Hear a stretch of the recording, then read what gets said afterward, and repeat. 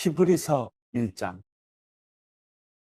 옛날에 여러 차례 여러 모양으로 예언자들을 통해 조상들에게 말씀하신 하나님께서 이 마지막 날에 아들을 통해 우리에게 말씀하셨습니다.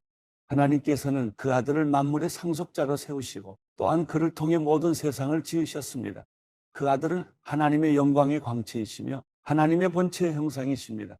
또한 그분은 그분의 능력 있는 말씀으로 만물을 붙드시며 그 자신을 통해 죄를 깨끗게 하는 일을 하시고 높은 곳에 계시는 존귀한 분의 오른편에 앉으셨습니다. 그 아들이 천사들보다 훨씬 뛰어나게 되셨으니 이는 그들보다 뛰어난 이름을 상속받았기 때문입니다. 하나님께서 언제 천사들 가운데 누구에게라도 너는 내 아들이다, 오늘 내가 너를 낳았다라거나 또다시 나는 그의 아버지가 되고 그는 내 아들이 될 것이다 라고 말씀하신 적이 있습니까? 그리고 또 그 맏아들을 이 세상에 이끌어 오실 때 하나님의 모든 천사들은 그에게 경배하라 하고 말씀하셨습니다. 천사들에 대해서는 그는 그의 천사들을 바람으로 그의 일꾼들을 불꽃으로 삼으신다라고 하셨으나 아들에 대해서는 하나님 주의 보좌는 영원 무궁하며 주의 나라의 규는 의로운 규입니다. 주께서는 의를 사랑하시고 불법을 미워하셨습니다. 그러므로 하나님 곧 주의 하나님께서 기쁨의 기름을 주께 부어 주의 동료들보다 높이 뛰어나게 하셨습니다 라고 하셨고, 또 주여 태초에 주께서 땅을 세우셨고 하늘도 주의 손으로 지으신 것입니다. 그것들은 부서질지라도 주께서는 영원히 계실 것이요 모든 것은 옷과 같이 낡을 것입니다. 주께서 그것들을 겉옷처럼 말아 올리실 것이니 그것들이 옷처럼 변할 것이나 주는 한결같으시며 주의 세월은 끝이 없을 것입니다 라고 하셨습니다. 그러나 하나님께서 언제 천사들 가운데 누구에게 내가 내 원수들을 내 발판이 되게 할 때까지 내 오른편에 앉아 있어라 라고 말씀하셨습니까? 모든 천사들은 구원을 상속할 사람들을 섬기라고 하나님께서 보내신 섬기는 영들이 아닙니까? 히브리서 2장. 그러므로 우리가 잘못된 길로 가지 않도록 들었던 모든 것에 더욱 주의를 기울여야 합니다. 천사들을 통해 하신 말씀도 효력이 있어 모든 범죄와 불순종이 마땅한 징벌을 받았는데 우리가 이 큰 구원을 무시한다면 어떻게 징벌을 피할 수 있겠습니까? 이 구원은 처음에 주께서 말씀하신 것이며 들은 사람들이 우리에게 확증해 준 것입니다. 하나님께서도 표적과 놀라운 일들과 여러 가지 기적들 그리고 그분의 뜻에 따라 나눠주신 성령의 은사들로 함께 증언하셨습니다. 하나님께서는 우리가 말하는 앞으로 올 세상을 천사들에게 다스리라고 하신 것이 아닙니다. 그러나 누군가가 어디에 증언하며 말했습니다. 사람이 무엇이기에 그를 생각해 주시며 인자가 무엇이기에 그를 돌보십니까? 주께서 그를 잠시 동안 천사들보다 낮아지게 하시고 그에게 영광과 존귀의 관을 씌우셨습니다. 주께서는 만물을 그의 발 아래 복종하게 하셨습니다. 하나님께서는 만물을 그의 발 아래 복종하게 하심으로 그에게 복종하지 않는 것을 하나도 남기지 않으셨습니다. 그러나 지금은 우리가 아직 만물이 그에게 복종하는 것을 보지 못합니다. 다만 우리는 천사들보다 잠시 낮아지신 분, 곧 죽음의 고난을 통해 영광과 존귀로 관을 쓰신 예수를 바라봅니다.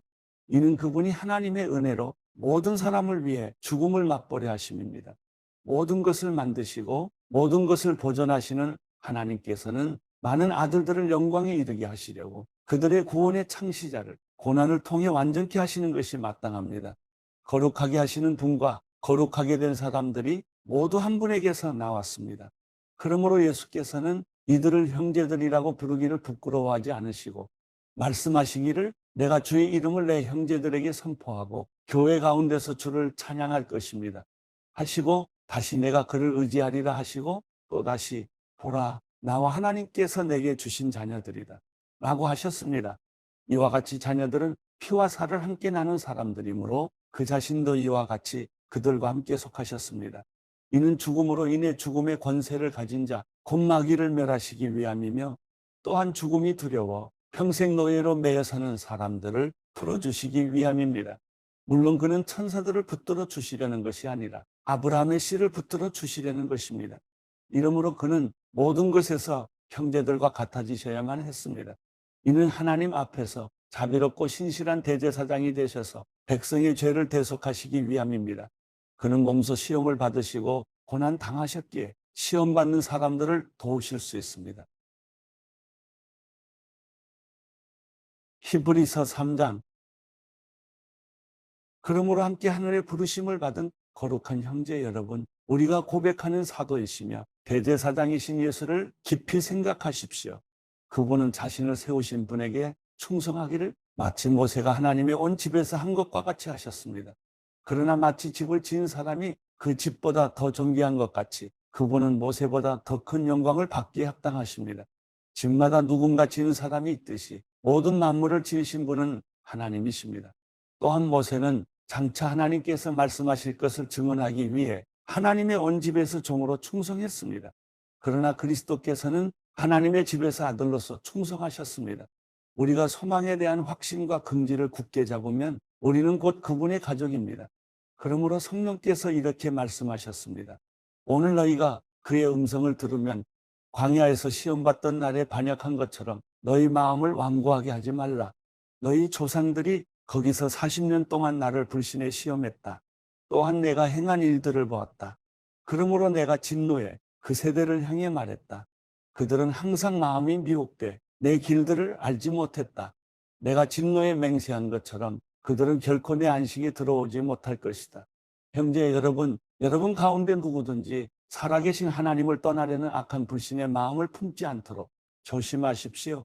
도리어 아직 오늘이라 일컬을 수 있는 그날에 여러분 가운데 누구라도 죄의 속임수로 완고해지지 않도록 서로를 격려하십시오.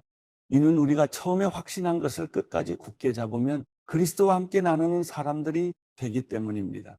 오늘 너희가 그의 음성을 들으면 광야에서 시험받던 날에 반역한 것처럼 너희 마음을 완고하게 하지 말라라고 말씀하실 때 듣고도 반역한 사람들이 누구였습니까? 모세를 통해 이집트에서 나온 모든 사람들이 아닙니까? 또 하나님께서 40년 동안 누구에게 진노하셨습니까? 죄를 저지르고 시체가 돼 광야에 쓰러진 사람들에게 아닙니까?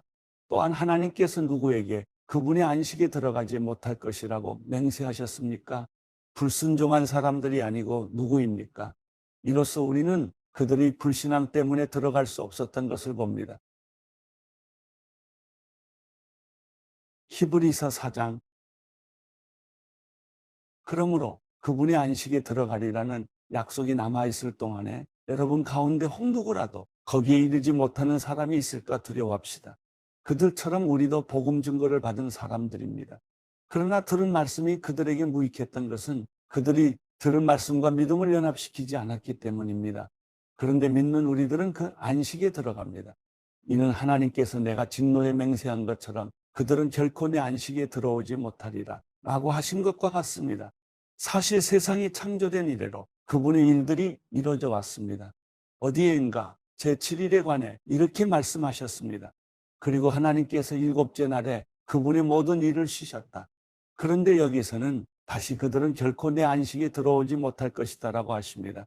이와 같이 이제 어떤 이들에게는 저 안식에 들어갈 기회가 남아있지만 복음을 먼저 전해 들은 사람들은 불순종으로 인해 들어가지 못했습니다. 그러므로 이미 인용한 것처럼 하나님께서 다시 오랜 후에 어느 한 날을 정해 오느리라 하시고 다윗을 통해 말씀하셨습니다. 오늘 너희가 그의 음성을 듣거든 너희 마음을 완고하게 하지 말라. 만일 여호수아가 그들에게 안식을 주었더라면 하나님께서 나중에 다른 날에 대해 말씀하시지 않았을 것입니다. 그러므로 하나님의 백성에게는 안식이 남아 있습니다. 이는 하나님의 안식에 들어간 사람은 하나님께서 자신의 일을 쉬셨던 것처럼 그 자신도 자기의 일을 쉬기 때문입니다. 그러므로 누구든지 이와 같이 불순종의 본을 따라 멸망하지 않도록 우리가 저 안식에 들어가기를 힘씁시다. 하나님의 말씀은 살아있고 힘이 있으며 양날선 어떤 칼보다도 더 예리해魂과 영과 관절과 골수를 찔러 쪼개기까지 하며 마음의 생각과 의도를 분별해냅니다. 그러므로 어떤 피조물이라도 하나님 앞에 숨을 수 없고 오히려 모든 것은 우리에게서 진술을 받으실 그분의 눈앞에 벌거벗은 채 드러나 있습니다. 이와 같이 우리에게 하늘로 올라가신 위대한 대제사장 곧 하나님의 아들 예수가 계시니 우리가 고백한 신앙을 굳게 지킵시다. 이는 우리에게 계신 대제사장은 우리의 연약함을 동정하지 못하시는 분이 아니며 또한 모든 면에서 우리와 동일하게 시험을 당하셨으나 죄가 없으신 분이기 때문입니다. 그러므로 자비하심을 얻고 필요할 때 도우시는 은혜를 얻기 위해 은혜의 보좌 앞으로 담대히 나아갑시다.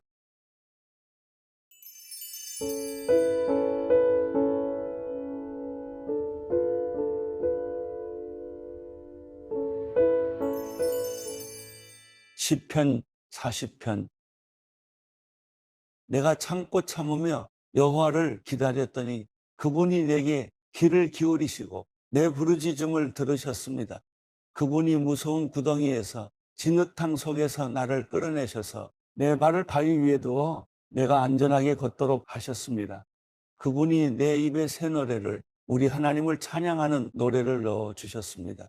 많은 사람들이 보고 두려워하며 주를 믿게 될 것입니다.